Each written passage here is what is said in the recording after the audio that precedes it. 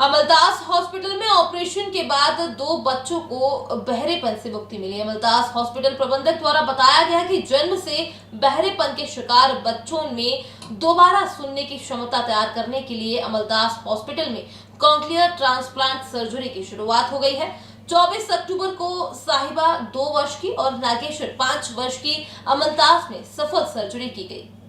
अमलतास hospital में जिन 2 बच्चों की कॉक्लियर इम्प्लांट सर्जरी की गई, उनके इम्प्लांट को शुरू किया गया। आज इन बच्चों को पहली बार आवाज का एहसास हुआ।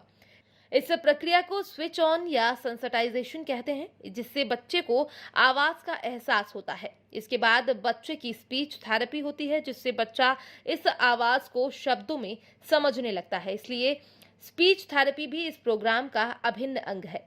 जन्म से ही सुनने में सक्षम न होना एक गंभीर समस्या है, जिसका असर आजीवन रह सकता है। यदि बच्चों के परिजन इसको लेकर शुरुआती समय में सावधान रहें तो बच्चों को इस समस्या से बचाया जा सकता है। मासूमों में सुनने की समस्या का सफल उपचार कॉक्लियर इम्प्लांट सर्जरी से संभव है।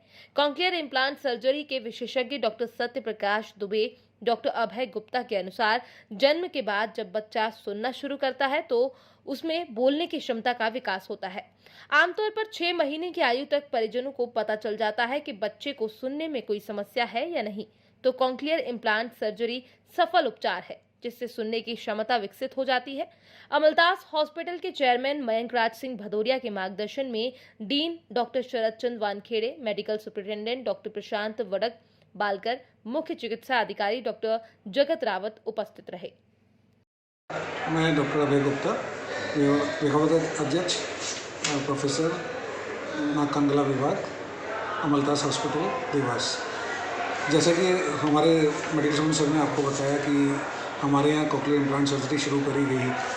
आज के दिन वो बच्चों को हमने कॉक्लियर इम्प्लांट एक्टिवेट किया, जिसको हम लोग सेंसिटाइजेशन बोलते हैं या स्विच ऑन बोलते हैं। जिसमें क्या होता है, आज के दिन बच्चा पहली बार सुनता है, बच्चे को आवाज़ का एहसास पहली बार होता है। यह हमारे लिए बहुत ही सुखद दिन है, क्योंकि दोनों बच्चों को जो सर्जरी करी थी, दोनों बच्चों को आवाज़ का एहसास हुआ और हम आशा करते हैं कि वो आगे भी सुनते रहेंगे। इसके लिए जो आगे स्पीच थेरेपी देनी है वो हमारा डिपार्टमेंट उनको देगा। ये speech therapy cochlear implant surgery का एक अभिन्न पार्ट है। इसमें सर्जरी के अलावा बच्चे को कैसे उस जो आवाज़ आई है उसको कैसे समझना है, वो इस स्पीच थेरेपी से बच्चा समझता है। मेरी यही आशा है कि मैं डॉक्टर प्रशांत हूँ, मेडिकल सुपरिटेंडेंट अमलतास हॉस्पिटल देवास। अभी हमारे अस्पताल में एक बहुत बड़ी सर्जरी हुई है, जो एक ऐतिहासिक है देवास जिले के मेडिकल फील्ड में। कई बच्चों को जन्म से सुनाई नहीं देता है, और सुनाई देना बोलने से रिलेटेड। यदि बच्चा जन्म से सुनाई नहीं दे सकता तो वो बोलना भी नहीं सीख पाता। कुछ सालों तक यदि इसका इलाज नहीं किया जाए तो फिर तो बच्चे जीवन भर ना तो सुन सकते हैं और ना ही बोल सकते हैं।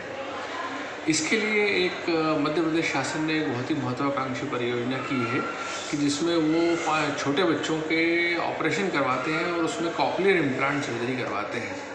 यह कॉक्लियर इम्प्लांट सर्जरी के बाद में फिजियोथेरेपी भी होती है, फिर बच्चे सुनना भी चालू कर देते हैं और बोलना भी चालू कर देते हैं। यह ऐतिहासिक कॉक्लियर इम्प्लांट सर्जरी अभी हमारे अमलतास अस्पताल में संपन्न हुई है। हम अमलतास महिला वाली साहिबा को ले गए बच्चे को, उसको सुनने में प्रॉब्लम थी और इसका कॉक्लियर इम्प्लांट के द्वारा इसका ऑपरेशन हुआ, बढ़िया रहा और ना ही हमारे से कोई पैसा लिया गया अभी तक के। और अभी इसको मशीन वैसे सब लग गई, सब बढ़िया है और बहुत व्यवस्था भी सब अच्छी है। मतलब डॉक्टर साहब की, नर्स वर्स की जो भी है उनकी सबकी व्यवस्था सब बढ़िया रही और अभी तक हमारे को कोई दिक्कत और परेशानी किसी चीज़ की नहीं हुई।